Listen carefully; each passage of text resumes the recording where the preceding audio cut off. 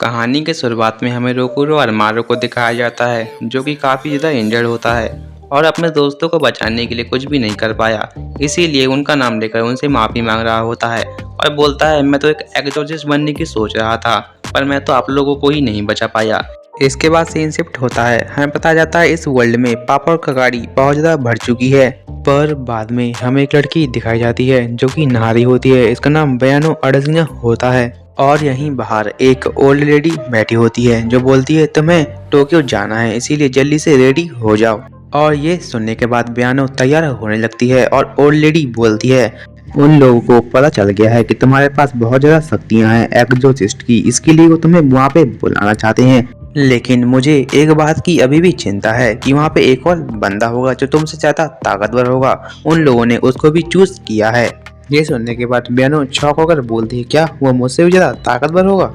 और यहीं दूसरी तरफ हम रोकुरो को देखते हैं जो कि एक लड़की को प्रपोज करने की कोशिश करता है, पर वो लड़की उसको तुरंत ही रिजेक्ट कर देती है और बोलती है, तुम अनमैच्योर हो, मुझे थोड़ा मैच्योर बंदा चाहिए। ये सुनने के बाद रोकुरो वहाँ से रोते हुए भाग जाता है और एक लड़की से जाकर टकरा जाता है जिसका नाम रोतोमी मायूरा होता है और ये पहले से ही रोकुरो को जानती होती है। मायूरा रोकुरो से बोलती है कि तुम आखिर कितने बार रिजेक्ट हो गए, अब तुम्हें बंद कर देना चाहिए।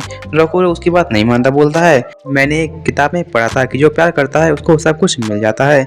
रोकुरो मायूरा से पूछता है, मुझ में क्या खास बात है, क्या तुम मुझे बता सकती हो? मायूरा बोलती है, हाँ, तुम कुछ भी खा लेते हो और शू लेसेस भी बांध लेते हो। ये सुनने के बाद रोकुरो और भी ज्यादा डिप्रेस्ड हो जाता है। इसके बाद रोकुरो एक छोटे बच्चे को देखता है जिसका बैग बड़े बच्चे लेकर उसको परेशान करने लगते हैं।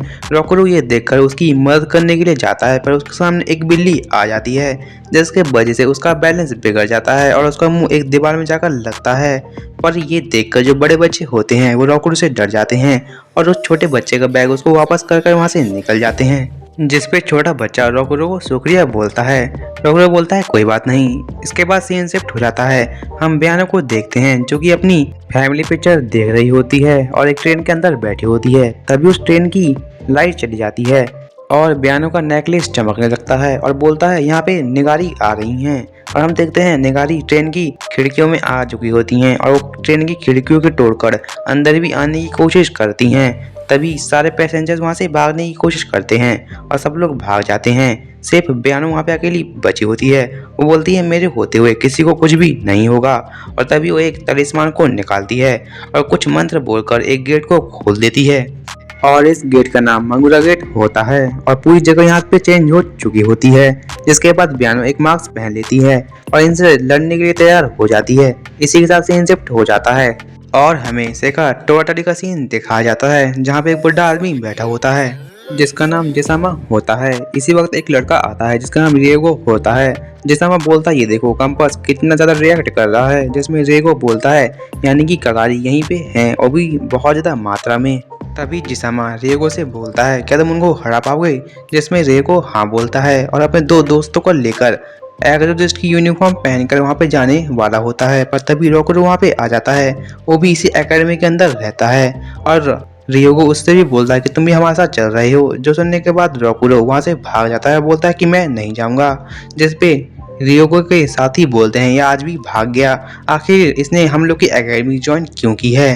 तभी रियोगो बोलता है, ऐसा नहीं है, रोकुरो 2 साल पहले बहुत ज़्यादा स्ट्रांग हुआ करता था और उसने हिनासुकी स्ट्रेटजी को भी हैंडल किया था। ये सुनने के बाद रियोगो के साथी काफी ज्यादा चौंक जाते हैं और यहीं दूसरी तरफ हम बयानो को देखते हैं जो कि काफी ज्यादा नगारी को हरा रही होती है। तभी एक बहुत ज्यादा बड़ी नगारी उसके सामने आ जाती है। उससे लड़ने के लिए वो काफी ज्यादा आइटम का यूज करती है। इसके बाद हम रियल वर्ल्ड में आ जाते हैं। हम देखते हैं रोकुरो को जो कि उसी इंसिडेंट को याद कर रहा होता है जो कि उसके साथ 2 साल पहले हुआ था जब वो अपने दोस्तों को नहीं बचा पाया था। वो बोलता है, मैं कभी एक्सोर्सिस्ट नहीं बनूंगा।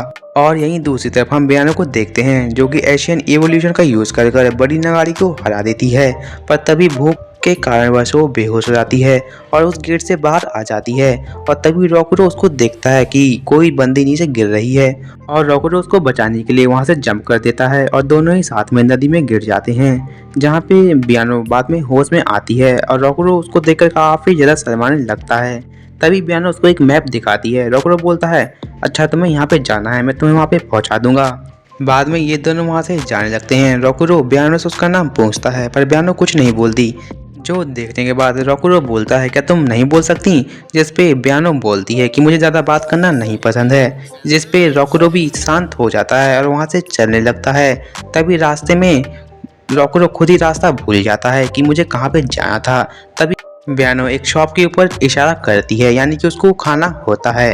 रोकुरो बोलता है तुम जाके खरीद सकती हो, पर ब्यानो के पास पैसे नहीं होते हैं, इसलिए रोकुरो अपना पर्स उसको दे देता है, बोलता है कि तुम एक ही आइटम लेना। पर ब्यानो वहाँ से बहुत सारे आइटम ले आती है और रोकुरो गुस्सा करते हुए बोलता है कि तुमने मेरे सारे पैसे खर्च कर दिए। रोकुरो उससे एक पीस मांगता है, पर ब्यानो उससे अपना खाना छुपा लेती है, बोलती है कि मैं तुम्हें नहीं दूंगी। बाद में ये दोनों साथ में जाने लगते हैं। इनके बगल में से दो लड़की लड़के निकल जाते हैं जो कि भाई बहन होते हैं। तभी एकदम से ही आसमान का कलर बदलने लगता है, आसमान चेंज होने लगता है और तभी ब्यानो उन बच्चों को नोटिस करती है जो कि वहाँ से गायब हो जाते हैं और वो समझ जाती है कि नागारी उनको वहाँ से उठाकर ले गए हैं। तभी वो मागानू गेट खोलती है और वहाँ पे चली जाती है और उसके पीछे रोकुरो भी वहाँ पे पहुँच जाता है और ब्यानो वहाँ पे उनसे लड़ने लगती है और हम देखते हैं कि वहीं पे वो बच्चे होते हैं और ब्यानो अपने कुछ आइटम्स का यूज़ करके बहुत ज़्यादा फास्ट हो जाती है और उन सबको मार देती है। ये देखकर रोकुरो काफ़ी ज़्यादा चौंक जाता है और वो भी अपनी पावर्स को यूज़ करने वाला होता है, पर वो अपने आप को संभाल लेता है। तभी ब्यानो उस बच्चे के पास पहुंच जाती है और उसके ऊपर एक आइटम का यूज़ कर कर उसकी चोटों को ठीक कर देती है और वो रोकुरो के पास आती है। रोकुरो ब्यानो की तारीफ करता है। ब्यानो बोलती है कि तुम आखिर यहाँ पे कैसे आ गए। रोकुरो बोलता है कि जब तुमने मांगना गेट खोला था तो मैं भी यहाँ पे आ चुका था। ये बोल सुनने के बाद ब्यानो बोलती है यानी कि तुम भी एक एग्जोसिस्ट हो। जिसके बाद ब्यानो के सामने ही एक बहुत ज़्यादा बड़ा कागारी आ जाता है, इसीलिए ब्यानो एक तलिस्मान रोकुरो को देती है और बोलती है कि इस बच्चे को लेकर तुम यहाँ से चले जाओ। पर रोकुरो बोलता है कि तुम्हारा क्या होगा।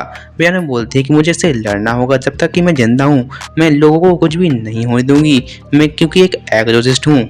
और ये बोलने के बाद ब्यानो उस बड़ी नागारी के ऊपर अटैक कर देती है, पर उस अटैक का उस नागारी के ऊपर इतना ज़्यादा इफेक्ट नहीं होता है और ब्यानो का मार्क्स भी वहाँ पे टूट जाता है और वो जख्मी भी हो जाती है। उसके पास तलिस्मान भी नहीं होते हैं और वो नीचे घुटनों के बल आ जाती है। तभी रॉकेट उसके सामने आ जाता है और अपनी पावर्स का यूज़ करने लगता है और बोलता है कि मैं ये फिर से नहीं होने दूंगा, जैसे कि मेरे सामने पहले मेरे दोस्त मर गए थे। और ये बोलने के बाद वो अपने आर्म को चेंज कर देता है। ये देखने के बाद ब्यानो भी काफ़ी ज़्यादा चौंक जाती है और रोकुरो उस नागारी को एक ही पंच में खत्म कर देता है। ब्यानो उसकी पावर देखकर काफी ज्यादा चौंकी होती है। वो बोलती है कि तुम्हारे पास ये पावर कहाँ से आई। रोकुरो बोलता है ये कोई पावर नहीं है, ये एक कर्ज है। ये सुनने के बाद ब्यानो भी काफी ज्यादा चौंक जाती है, बोलती है क्या एक कर्ज। और इसी के साथ ये एपिसोड यहाँ पे खत्म होता है। अगर आपको मेरी वीडियो पसंद आती है तो चैनल को सब्सक्राइब और वीडियो को लाइक जरूर कीजिएगा। और अगर आपको उसका नेक्स्ट एपिसोड चाहिए तो आप कमेंट सेक्शन में बता सकते हैं, मैं उसको भी अपलोड कर दूंगा। बस आपका सपोर्ट होना चाहिए।